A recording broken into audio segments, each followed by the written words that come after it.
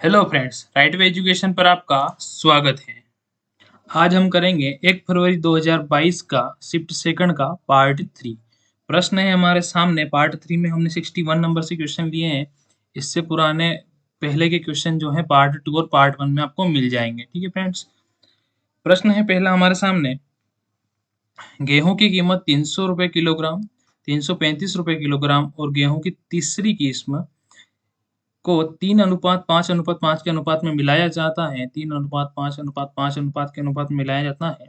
यदि मिश्रण की कीमत, जो कुल मिश्रण बनता है उसकी कीमत 315 रुपये प्रति किलोग्राम है, तो तीसरे गेहूं के किस्म के गेहूं का मूल्य क्या होगा। Okay friends. तो पहली किस्म के जो गेहूं हैं उनकी बात करें तो 300 रुपये प्रति किलोग्राम है। अगले की बात करें तो 335 रुपये प्रति किलोग्राम है। और तीसरे की हमको पता नहीं है, पता लगाना है। और जो मिश्रण है इसकी है 315 किलोग्राम। तो दोस्तों ऐसे सवालों में जब अनुपात दिया हो तो जिस प्रकार से अनुपात दिया जाता है उन्हीं को हम मान लिया करते हैं। तो 300 इंटू 3 पहला जो अनुपात है पहले वाली किस्म का कितना है 3। तो यहाँ से हम निकालते हैं कि टोटल जो है 900 हो जाएगा। ओके। अगले की बात करें, 900 क्या हो जाएगा आपका, 900 कुल मूल्य इन 300 रुपये प्रति किलोग्राम के हिसाब से हो जाएगा। और अगला 335 रुपये प्रति किलोग्राम वाले जो गेहूं है इसमें हम करेंगे सेकंड वाले का इंटू, यानी कि इस वाले 5 का। तो इंटू 5 करते हैं तो हमारे सामने आएगा कितना, 1675। आप गुणा करिएगा आराम से, क्योंकि प्रश्न की स्टार्टिंग थी, मैंने अभी गुणा किया है इसका, 1675 हो जाएगा। ओके। अब ये जो है पहले वाली किस्म के, ये जो गेहूं है सेकंड वाली किस्म की, पहले वाले का मूल्य ये है, सेकंड वाले का मूल्य ये है। अब तीन अगले वाले का हमको अनुपात में मान तो दिया है, लेकिन ये नहीं पता कि उसका वेट कितना है। तो अब सबसे पहले बात करते हैं मिश्रण की। अगर टोटल मिश्रण है 315 रुपये प्रति किलोग्राम, ठीक है। और अगर इन तीनों को हम जोड़ लेते हैं 8, 5 और 5, तो टोटल बनता है हमारे पास 13। तो टोटल मिश्रण का जो मूल्य बनेगा ये हमारे सामने बनेगा 315 में अगर आप 13 का इंटू करोगे तो 4095, यानी कि कुल मूल्य आपके पास, कुल मिश्रण का मूल्य ये है, जिसमें से पहली किस्म का मूल्य आपके पास है और दूसरी किस्म का मूल्य आपके पास है। अगर इन दोनों को जोड़कर आप इस कुल में से घटाओगे तो तीसरा जो किस्म है उसकी उसका कुल मूल्य आ जाएगा। ठीक है। 4095 में अगर 900 और 1675 आप जोड़ते हो तो ये 16 और 9 बन जाएंगे 2575। इनको मैं यहाँ से कम करता हूँ, इनका योग हो जाएगा, है ना। इनका योग कितना हो जाएगा 2575। इनको मैं यहाँ से कम करता हूँ तो हमारे सामने बचेंगे, ये बचेंगे 95 में से 75 गए 20 और 40 में से 25 गए, तो हमारे पास बचे कितने 1525। ये 1525 है और इनका अनुपात कितना दिया हुआ है हमारे सामने, मूल्य है अनुपात है तो वेट निकल जाएगा। तो 1525 में 1520, सॉरी है ना, 1520 में हम भाग लगा देंगे किसका, 5 का। तो ये जब हम करेंगे तो हमारे सामने आएगा, 5 से काटेंगे, 5 त्रिया 15, सवाल नहीं जाता उसकी शून्य, 5 चौके 20, 304 रुपये किलोग्राम का जो ये मूल्य आ जाएगा। अगर आपको इसको मिलाना है तो 304 में अगर आप 5 का इंटू करोगे तो यही वैल्यू आ जाएगी, कौन सी, 1520। Okay friends. और अगर इन दोनों तीनों का योग करते हो 1520, 1675 और 900, तो टोटल मूल्य भी आ जाएगा। आप चाहे जैसे कर सकते हैं। इसका सही आंसर हो जाएगा हमारे सामने कौन सा, 304 वाला। ओके। अगले प्रश्न पर चलते हैं। अगला प्रश्न है हमारे सामने, निम्नलिखित संख्या श्रृंखला में प्रश्न चिन्ह के स्थान पर क्या आना चाहिए। Okay friends. तो इसकी मैं बात करता हूँ। प्रश्न है हमारे सामने, थोड़ा सा अच्छा सा बड़ा लिख लेता हूँ आपके लिए।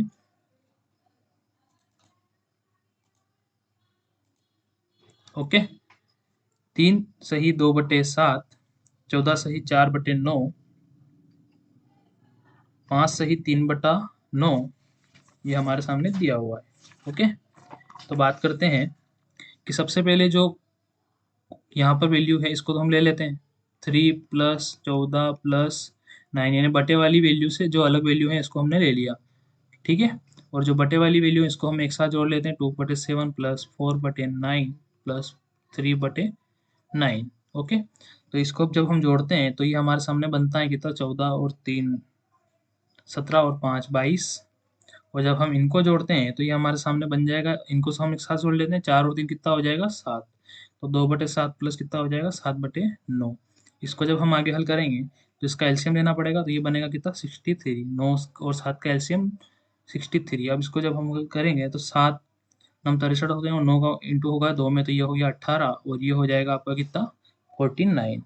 जब इसको हम टोटल करते हैं तो आता है 67/63। 63 से एक बार भाग देते हैं, 63 एकम 63, और बचता है कितना, 4/3। तो 22 और एक कितना हो जाएगा 23, और 23 और 4/3 कितना हो जाएगा 23 सही 4 बटे जो है बटे में कितना है 63, तो ये हो जाएगा कितना 63, 23 सही 4/63 इसका सही आंसर हो जाएगा। ओके फ्रेंड्स, समझ में आया हो तो बिल्कुल बने रहिए और देखते रहिए पूरा सॉल्यूशन, हमने पूरा पेपर अच्छे से सॉल्व करवाया है। बात करते हैं अगले प्रश्न की।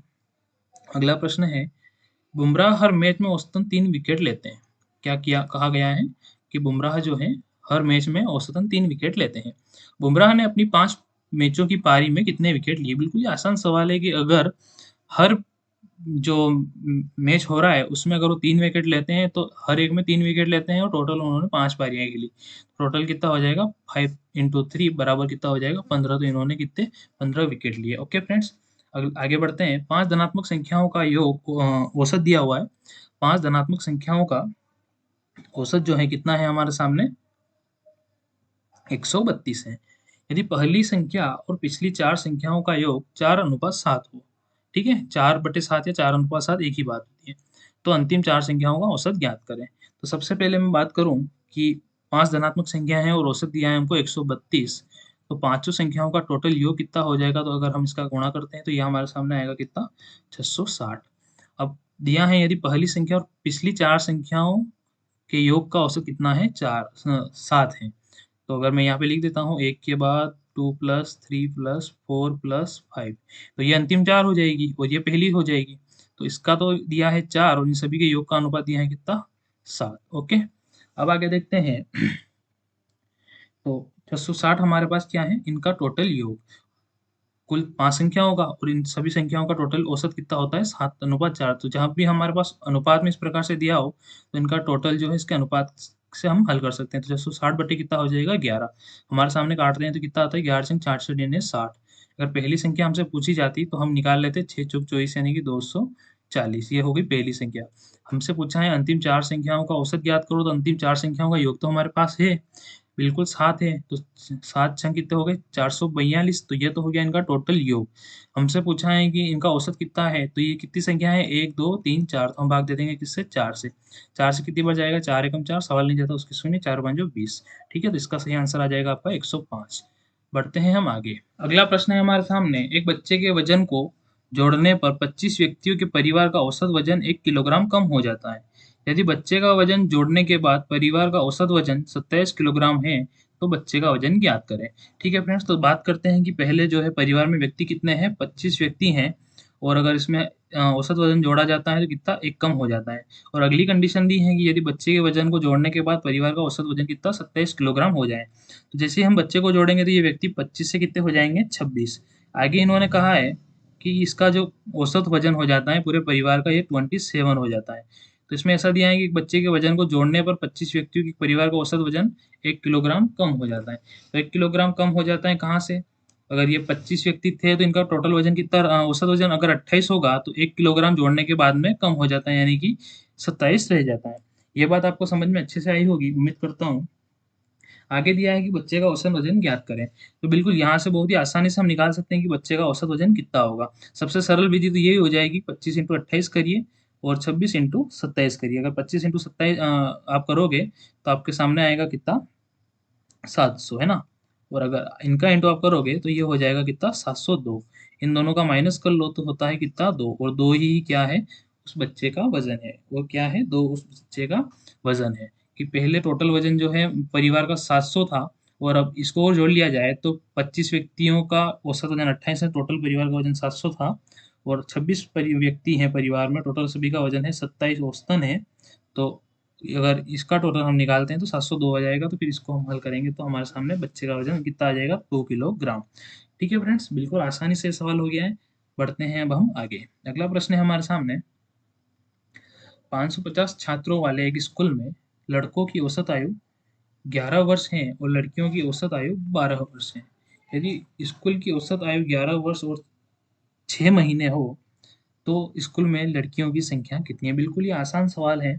यहाँ पे हम यहाँ ले लेते हैं बॉयज और यहाँ ले लेते हैं गर्ल्स।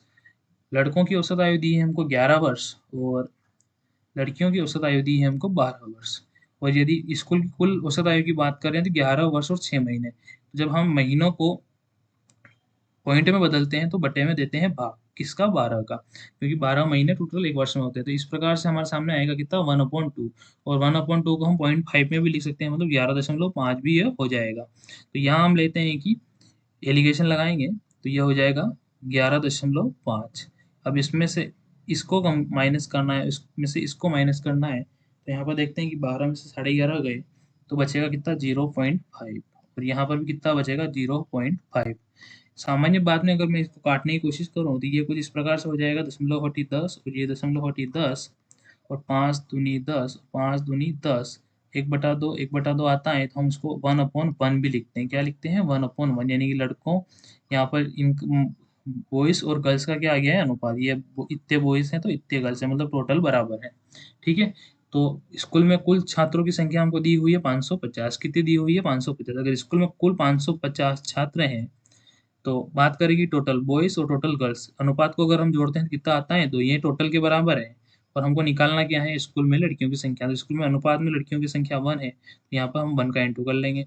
तो उससे इसको काटते हैं तो हमारे सामने आएगा कितना, 275। कितना आएगा, 275। और इसका जो सही आंसर हो जाएगा वो कितना हो जाएगा, 275। ओके फ्रेंड्स, अगला प्रश्न है, सरल कीजिए। दिया है 64/2 ठीक है। तो मैं इसको ऐसा लिख सकता हूँ, 64 इंटू, भागित में 2 है तो इसको हम 1/2 लिख सकते हैं, इंटू में इसको भी हम 1/2 लिख सकते हैं, और -10 हो जाएगा। तो बिल्कुल सबसे पहले हमने भाग लगाया, भाग सोल्व हो चुका है, अब इंटू करेंगे। तो इसको हम काटते हैं, यहाँ पे 64 है ना, ये थोड़ा गलत लिखा गया है, 64 है, तो उसे काटता हूँ। 2 × 3 = 6, 2 × 2 = 4, एक बार वो काटता हूँ तो ये हो जाएगा कितना, 16। 16 में से 10 गए, कितने बचे, 6, है ना। 16 में से 10 गए, कितने बचे आपके सामने, 6। तो ये वाला आपका 67 वाला आंसर सही हो जाएगा। अगला प्रश्न है फ्रेंड्स आपके सामने, निम्न प्रश्न में प्रश्नवाचक की जगह क्या आएगा। तो आपको कुछ नहीं करना है, सिर्फ इनको जोड़ना है। अगर आपको डायरेक्ट जोड़ना नहीं आता है तो मैंने आपके लिए इस प्रकार से लिख लिया है। अगर आपको डायरेक्ट आता है तो बिल्कुल आप जोड़ सकते हैं। किस प्रकार से, इसमें 3 अंक से, दशमलव के बाद 3 अंक है, इनमें कोई नहीं है, इसमें 2 है, 2 है, 2 है, 2 है। सबसे पहले 3 वाला ऐड हो जाएगा, उसके बाद सेकंड वाले ऐड हो जाएंगे, उसके बाद 1 वाले ऐड हो जाएंगे, उसके बाद दशमलव के सामने के अंक ऐड हो जाएंगे। तो हम यहाँ पर करते हैं, सबसे पहले ये 7 आ जाएगा। ओके फ्रेंड्स,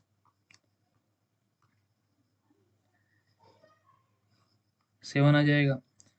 अब आगे देखते हैं, 7 और 7 14, 7 21, 7 चौक 28, 7 5 35 होते हैं 5, हासिल का बचता है 3, 7 और 7 14 और 3 17 के 7, हासिल का बचता है 1, 14, 7 21, 7 चौक 28, 7 5 35, 7 6 42 और 1 43 का 3 हो जाएगा। उसके बाद में बचते हैं 4, 7 दूनी 14, 7 21 और 25 का 5, और उसके बाद में आ जाएगा कितना, 9, 953.757। चलते हैं अगले क्वेश्चन पर। अगला क्वेश्चन है हमारे सामने, दूध और पानी को बर्तन ए में 5:7 के अनुपात में और बर्तन बी में 2:1 के अनुपात में मिलाया जाता है। अब बर्तन ए और बर्तन बी की मात्रा को 36 लीटर का एक नया मिश्रण बनाया जाता है, ताकि नए मिश्रण में दूध और पानी का बर्तन ए की मात्रा ज्ञात कीजिए।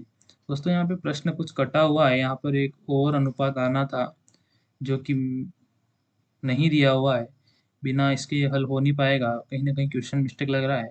ठीक है फ्रेंड्स, तो आगे बढ़ते हैं। अगला प्रश्न है हमारे सामने, अगला प्रश्न है आपके सामने, पद 9 और 18 का तीसरा समानुपात ज्ञात कीजिए। समानुपात की बात करें हम दोस्तों, तो तीसरा अनुपात ज्ञात करना हो तो जैसे कि ए अनुपात बी अनुपात सी दिया हो हमको, और तीसरा हमको ज्ञात करने की बात की जाए तो इसका जो मेन फॉर्मूला बनता है वो बी वाला जो है डबल हो जाता है। बी वाला क्या हो जाता है दोस्तों, डबल। इस प्रकार से ए अनुपात बी अनुपात, समानुपात का चिन्ह लग जाता है, फिर बी अनुपात और ये सी। अब हमको यहाँ पर 2 पॉइंट दिए होते हैं और तीसरा हमको निकालना होता है। तो इसका कुछ प्रक्रिया इस प्रकार बनती है, ए बी बराबर बी बटे सी। तो सी का अगर हम डायरेक्ट बात करते हैं तो सी इक्वल टू बी स्क्वायर बटे ए आता है। तो यहाँ पर हमको बी जो दिया है वो दिया है 18। कितना दिया है, 18। तो 18 का स्क्वायर बटे में एक क्या आ जाएगा, 9 आ जाएगा। तो 18 के स्क्वायर की बात करूँ तो इस प्रकार से लिख सकता हूँ, 18 × 18 बटे 9।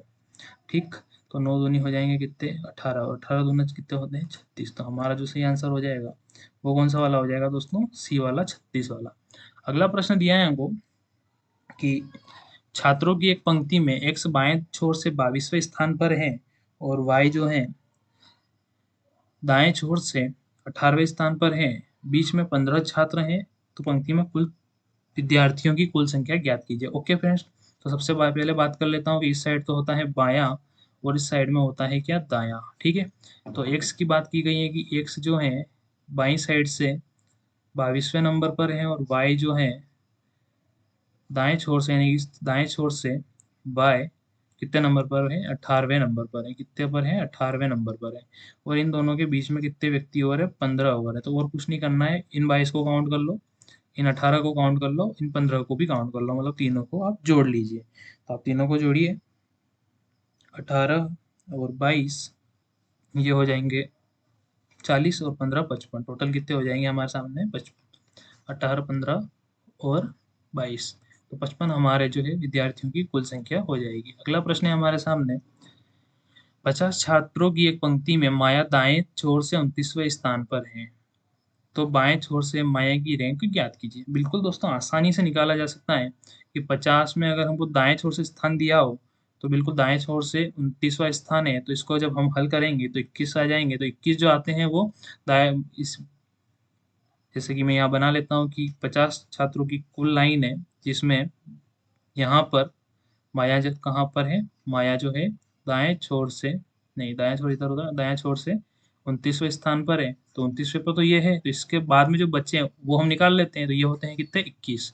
तो माया जो है बाएं छोर से हमसे पूछा है, तो 21 तो इधर भी हो जाएंगे, प्लस में हमें एक और ऐड करना होता है जो कि इसका स्थान होता है, तो ये हो जाता है कितना, 22। तो हमारा जो आंसर आएगा क्या आएगा, 22 आएगा। ओके, अगले प्रश्न की बात करता हूँ, 73।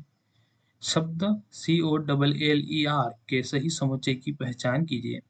दोस्तों, ये जो प्रश्न है हमें तो गलत लगा, अगर आपको सही लगता है और कहीं से आंसर निकलता है तो कमेंट में जरूर बताइएगा। वैसे मैं बता रहा हूँ ये प्रश्न गलत है। ओके, अगला प्रश्न है हमारे सामने, जब निम्नलिखित आकृति को एक घन बनाने के लिए मोड़ा जाता है तो 3 डॉट वाले फलक पर कितने डॉट होंगे। तो दोस्तों, इसका सीधा तरीका होता है कि जो एक प्रकार से लगातार वर्ग जो आते हैं उसमें हो जाता है पहले का तीसरा और दूसरे का चौथा। क्या हो जाता है, पहले का तो तीसरा और दूसरे का चौथा, और उसके बाद ये जो बचते हैं ये आपस में फलक होते हैं। ठीक है, तो हमसे पूछा है कि 3 दांत वाले फलक के विपरीत फलक कौन सा होगा, तो 3 दांत वाले फलक के 5 फलक वाला विपरीत में होगा। ठीक है, तो इसमें बी वाला आंसर सही हो जाएगा और कुछ चेक करने की जरूरत ही नहीं है। अगला प्रश्न दिया है हमको, दिए गए विकल्प में प्रश्न आकृति में खुले घन के आधार पर कौन सी आकृति बनाई जा सकती है। जो ये खुला हुआ घन है, अभी ऊपर हमने आपको बताया, उसी प्रकार से घन दिया हुआ है, तो कौन सी आकृति बनाई जा सकती है। ठीक है, तो पहले के विपरीत आएगा, यानी कि 95 के विपरीत आएगा कौन, 99, है ना। ये दोनों आपस में विपरीत, पहले के ये तीसरा और दूसरे के ये चौथा, यानी कि 96 और 97। तब जो बच रहे हैं ये भी आपस में क्या हो जाएंगे, विपरीत। ये हो गए विपरीत। ठीक है, और चूंकि पासे पासा जो बनता है उसका एक रूल होता है कि विपरीत वाला फलक कभी भी साथ में नहीं दिखाई देगा, यानी कि 95 के साथ में कभी भी 99 नहीं होगा, 96 के साथ में कभी भी 97 नहीं होगा, और 100 के साथ में कभी भी 98 नहीं होगा। तो हम मिलाते हैं, चेक करते हैं। तो सबसे पहले मैं देखता हूँ कि पहले वाले ऑप्शन में दिया है 100, 100 के ही साथ में किसको दे दिया है, 98 को, तो ये वाला ऑप्शन तो गलत हो जाएगा। अगले की बात करते हैं, अगला वाला दिया है हमको, यहाँ पे देखते हैं, तो 95, 96 और 97, तो बात करते हैं 96 के साथ में 97 दिया है, तो बिल्कुल बी वाला भी ऑप्शन हमारा गलत हो जाएगा। सी वाले में दिया है हमको 100, 95 और 96, चेक करते हैं, 100, 95 और 96 कोई भी फलक किसी के भी साथ में नहीं है, मतलब ये सी वाला हमारा जो है राइट आंसर हो जाएगा। और हम चौथा वाला भी चेक कर ही लेते हैं, 95, 98 और 99। ठीक है, आप देख पा रहे होंगे 95 के साथ में यहाँ पे 99 और आ रहा है, तो ये जो है डी वाला हमारा ऑप्शन क्या हो जाएगा, गलत। तो वैसे भी आंसर तो आपको मिल ही गया है, सी वाला इसका सही आंसर है। ओके फ्रेंड्स, अब बढ़ते हैं हम आगे प्रश्न नंबर 76 की तरफ। प्रश्न नंबर 76, ICEREM को कुछ इस प्रकार से कुटित किया जाता है तथा मैगी को कुछ इस प्रकार से शब्द दिया है इसमें कुटित किया जाता है, तो कॉपी को क्या लिखा जाएगा। सबसे पहले देखते हैं, ICECREAM, ये हमको दिया है, जिसको किस प्रकार से लिखा गया है, JEM FESGBO। ठीक है दोस्तों, इसकी बात करता हूँ मैं। तो सबसे पहले आई के बाद में देखते हैं, आई के बाद में जे आ जाता है बिल्कुल +1 करने से, और सी के बाद में डी ई यानी कि +2 हो जाएगा, ई के बाद एफ यानी कि +1 हो जाएगा, और सी के बाद ई आता है मतलब +2, +1 +2 की सीरीज यहाँ पे फॉलो हो रही है। आर के बाद एस मतलब +1, और जी ई के साथ में जी मतलब +2 हो जाएगा, ए के बाद बी +1, और एम के बाद में ओ यानी कि +2 हो जाएगा। ठीक है, आगे बात करते हैं किसकी, मैगी की। MAGGI हमको दिया है, और NCHIJ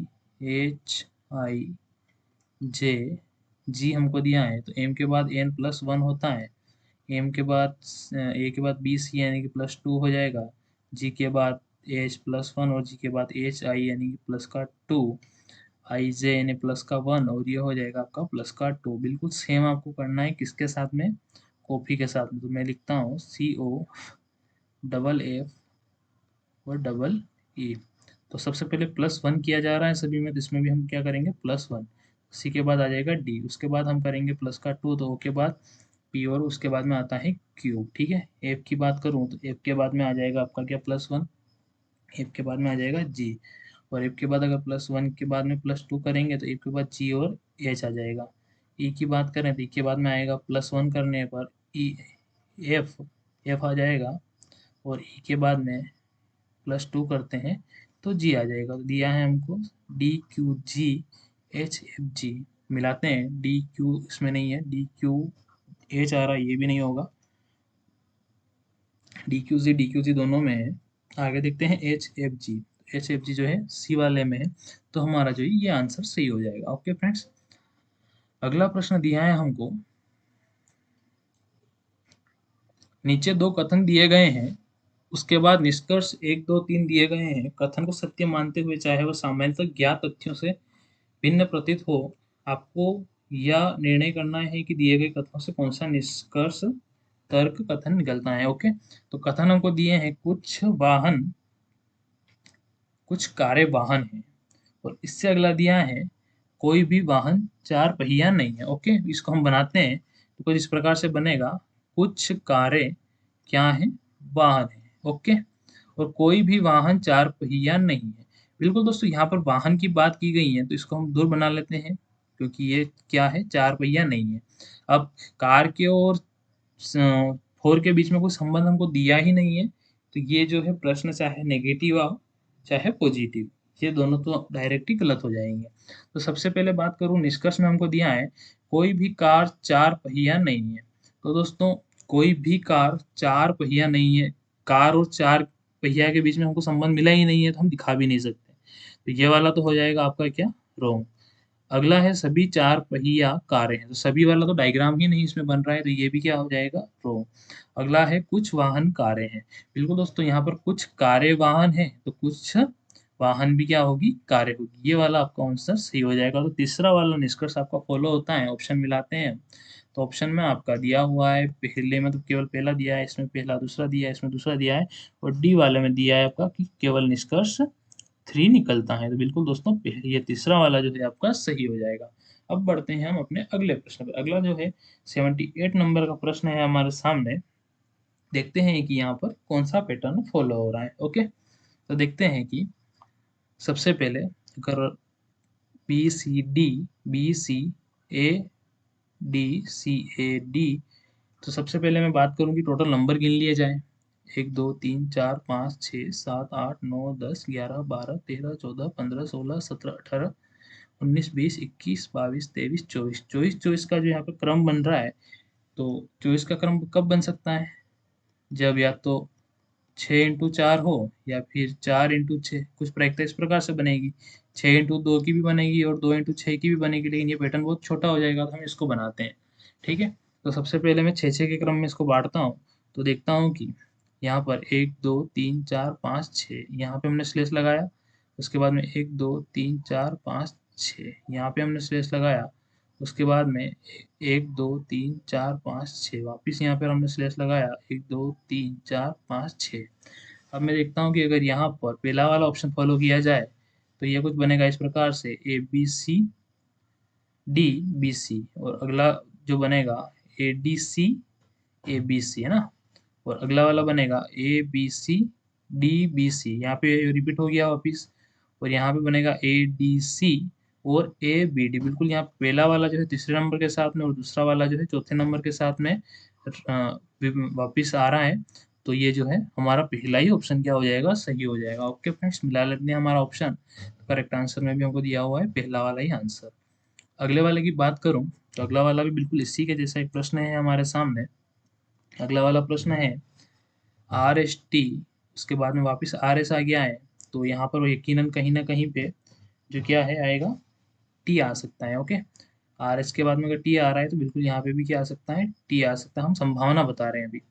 और उसके बाद में देखता हूँ तो यू, है ना, और वी। यहाँ पे वापस अगर एस से पहले की और बात करूँ तो यहाँ पे क्या आ सकता है, आर आ सकता है, आर एस टी, है ना। तो आर एस टी यू, यहाँ पे क्या आएगा, यू के बाद में V, R S T U V. तो यहाँ पे फॉलो हो रहा है R S T U V. देखते हैं कि ऑप्शन में मिलता है कि नहीं मिलता है। तो सबसे पहले मैं बात करूँ यू वी टी, देखते हैं यू वी टी किस किस में है। यू वी टी पहले वाले में नहीं है, बाकी के तीनों में है। आगे की मैं बात करूँ तो ये दिया है आर, और ये है क्या अपना वी। तो देखते हैं आर के बाद में यहाँ पे एस है तो ये नहीं होगा, इसमें भी आर के बाद में एस है तो ये नहीं होगा। तो यहाँ पे आ गया हमारे पास आर के बाद में ये, और ये जो है R S T U V है तो ये यहाँ पे बिल्कुल हमारा ये वाला जो है ऑप्शन सही हो जाएगा। कौन सा वाला, 79 में डी वाला। ओके फ्रेंड्स, अब बढ़ते हैं आगे। अगला प्रश्न है हमारे सामने, निम्नलिखित श्रृंखला को पूरा करें। श्रृंखला दी हुई है हमको 12, 14, 15, 16 और 18 और 20। इस प्रश्न को मैं थोड़ा सा आपके लिए बड़ा कर लेता हूँ ताकि आप आसानी से देख पाएँ। ठीक है फ्रेंड्स, हमको दिया है 12 के बाद 15, 15 के बाद 14, 15, 16, 18 और 20। तो आप देख पा रहे होंगे कि इसमें क्रम सीधा भी बनाने की कोशिश करते हैं तो यहाँ से हम जोड़ते हैं तो 2 बनता है ना। इनको अगर हम जोड़ते हैं तो 2, इसके बाद में इसको मैं जोड़ता हूँ तो कितना हो जाएगा 1, इसको मैं वापस जोड़ता हूँ तो ये 1 हो जाएगा, ये हो जाएगा 2, और ये जो हो जाएगा ये 2 हो जाएगा। दोस्तों यहाँ पे कुछ खास क्रम बन नहीं रहा है, हो सकता है कि ये डबल डबल में हो। तो एक बार इसको हम डबल में ट्राई करते हैं। अगला वाला जो है हमारा, ओके, तो डबल में हम ट्राई करते हैं तो 14 से हम 12 से चलते हैं 15 पर तो कितना प्लस हो रहा है, 3। ठीक है, 15 से चलते हैं 18 पर तो कितना प्लस हो रहा है, 3। तो 18 से हमें यहाँ पे चलना पड़ेगा तो कितना प्लस हो जाएगा, 18 और 3 कितने होते हैं, 21। कितने हो जाते हैं, 21। देखते हैं कि ऑप्शन में 21 हमको मिला है। तो जी हाँ, सी वाला जो है हमारा ऑप्शन सही हो जाएगा। और यहाँ पे अगर हम इसकी भी बात करें कि इसके बाद में क्या आएगा, तो 14 के बाद में आ जाएगा 16, और 16 के बाद में आपको मिलेगा यहाँ पर 20, यानी कि यहाँ पे हो रहा है प्लस का 2 और यहाँ पर हो रहा है प्लस का 4। तो आगे का हमको पूछा ही नहीं, यहीं का पूछा है। हो सकता है आगे जो है +6 हो जाए। ठीक है, तो 21 तो है हमारा जो आंसर सही हो जाएगा। ओके फ्रेंड्स, इसमें जो है ये वाला आंसर सही हो जाएगा। आगे बढ़ते हैं, अगला क्वेश्चन है हमारे सामने।